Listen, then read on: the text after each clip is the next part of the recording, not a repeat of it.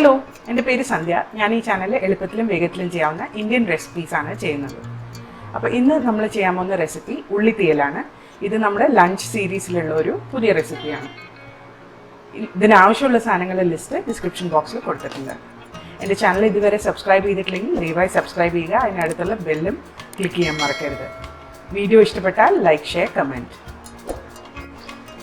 അപ്പോൾ തീയലിൻ്റെ first step എന്ന് പറയുന്നത് തേങ്ങ വറുക്കലാണ്. അപ്പോൾ അതിനായിട്ട് ലോ ഫ്ലെയിമിൽ ഒരു ചീനച്ചട്ടിയിൽ കുറച്ച് വെളിച്ചെണ്ണ ഒഴിച്ച് ചൂടാക്കിയിട്ടുണ്ട്. ഇതിലേക്ക് നമ്മൾ തേങ്ങ ചിരക്കിയത് ചേർക്കാം.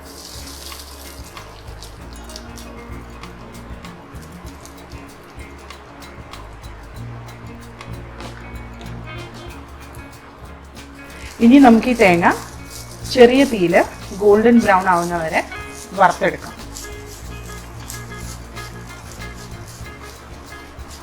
ഇത് കുറച്ച് സമയം എടുക്കും. അപ്പോൾ ചെറിയ തീയിലിട്ടിട്ട് തന്നെ വറുത്തെടുക്കണം, എന്നാലേ ഇതിൻ്റെ ടേസ്റ്റ് നന്നായിട്ട് വരും. തേങ്ങ നന്നായിട്ട് ബ്രൗൺ ആയി തുടങ്ങിയിട്ടുണ്ട്.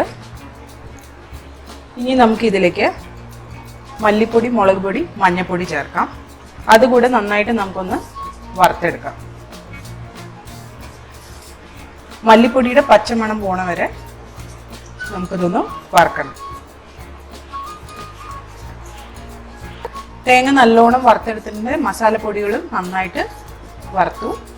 ഇനി ഇത് നമുക്ക് തണുക്കാൻ വയ്ക്കാം. തണുത്തതിന് ശേഷം കുറച്ച് വെള്ളം ചേർത്തിട്ട് നല്ല സ്മൂത്ത് പേസ്റ്റായിട്ട് അരച്ചെടുക്കണം. അപ്പോൾ അടുത്ത സ്റ്റെപ്പിലേക്ക് നീങ്ങാം. ഞാനൊരു സോസ് പാൻ അടുപ്പത്ത് വെച്ചിട്ടുണ്ട്. അതിലേക്ക് കുറച്ച് വെളിച്ചെണ്ണ ഒഴിച്ചിട്ടുണ്ട്. മീഡിയം ഫ്ലെയിമിലാണ് വെച്ചിരിക്കുന്നത്. ഇതിലേക്ക് നമുക്ക് കടുകും ഉലുവയും ചേർക്കാം.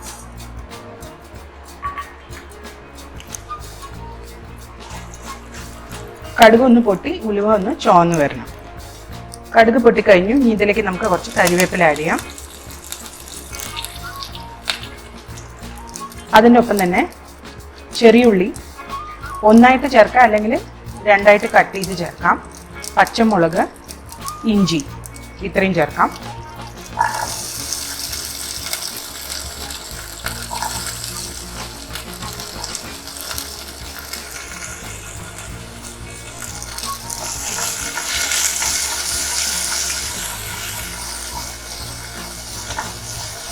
ചെറിയ ഉള്ളി ഒന്ന് കളർ മാറുന്ന വരെ നമുക്കിതൊന്ന് വഴറ്റാം.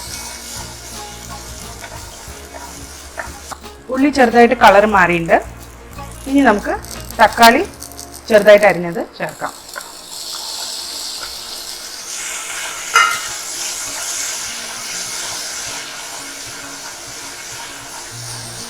തക്കാളി ഒന്ന് കുക്കായി സോഫ്റ്റ് ആവുന്നവരെ ഇളക്കി കൊടുക്കാം.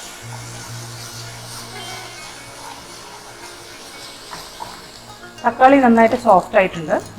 അപ്പോൾ നമ്മൾ വറുത്ത തേങ്ങ അരച്ചെടുത്ത് വെച്ചിട്ടുണ്ട്.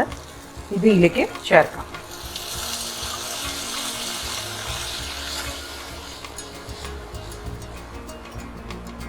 ഇനി ഈ മസാല കുറച്ച് നേരം നമുക്കിതിലൊന്നിട്ട് കുക്ക് ചെയ്തെടുക്കാം.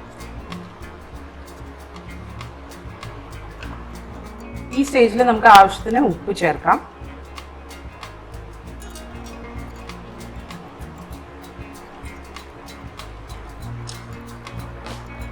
ഒന്ന് നന്നായിട്ട് ഇളക്കിയിട്ട്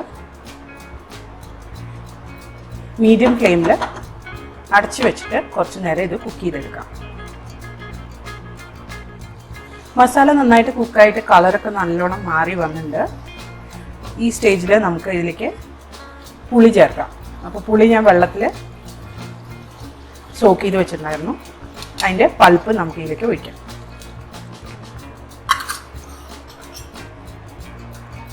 ഗ്രേവി എത്ര വേണം എന്നുള്ളതനുസരിച്ച് നിങ്ങൾക്ക് വെള്ളം ചേർത്ത് കൺസിസ്റ്റൻസി അഡ്ജസ്റ്റ് ചെയ്യാം. ഞങ്ങളുടെ വീട്ടിൽ കുറച്ച് തിക്ക് ഗ്രേവിയാണ് ഉപയോഗിക്കുക. അതുകൊണ്ട് ഞാൻ ഈ കൺസിസ്റ്റൻസിയിൽ തന്നെ വെക്കാൻ പോവാണ്. ഈ സ്റ്റേജിൽ ഒരു നുള്ള് പഞ്ചസാര ചേർക്കാം. ഇത് ഓപ്ഷണലാണ്. ഫ്ലേവേഴ്സ് ബാലൻസ് ചെയ്യാൻ കുറച്ച് പഞ്ചസാര ചേർക്കുന്നത് നല്ലതാണ്. അടച്ചു വെച്ചിട്ട് കുറച്ച് നേരം കൂടെ നമുക്ക് കുക്ക് ചെയ്യാം. തീയിൽ നല്ലപോലെ തിളച്ച് റെഡി ആയിട്ടുണ്ട്. ഇനി നമുക്ക് ഗ്യാസ് ഓഫ് ചെയ്തിട്ട് ഇത് അടച്ചു വെച്ചിട്ട് ഊണ് കഴിക്കുന്നവരെ ഇതിങ്ങനെ തന്നെ ഇരുന്നോട്ടെ. അപ്പോൾ അതിൻ്റെ ഫ്ലേവറൊക്കെ ഒന്ന് നന്നായിട്ട് ഡെവലപ്പ് ആകുന്നു. അപ്പോൾ കഴിക്കാൻ നേരത്ത് തുറന്നാൽ മതി. അപ്പോൾ ഉള്ളിത്തീയൽ റെഡി ആയിട്ടുണ്ട്. ഇത് നമുക്ക് ഊണിന് മെഴുക്ക് വരട്ടിയോ തോരനോ ഒക്കെ കൂട്ടി കഴിക്കാവുന്നതാണ്. ഈ റെസിപ്പി നിങ്ങൾക്ക് ഇഷ്ടപ്പെട്ടു എന്ന് വിചാരിക്കുന്നു. ഇഷ്ടപ്പെട്ടെങ്കിൽ ലൈക്ക്, ഷെയർ, കമൻറ്റ് ചെയ്യാൻ മറക്കരുത്. അടുത്ത പ്രാവശ്യം ഒരു പുതിയ റെസിപ്പിയുമായി വരുന്നവരെ ബൈ ബൈ.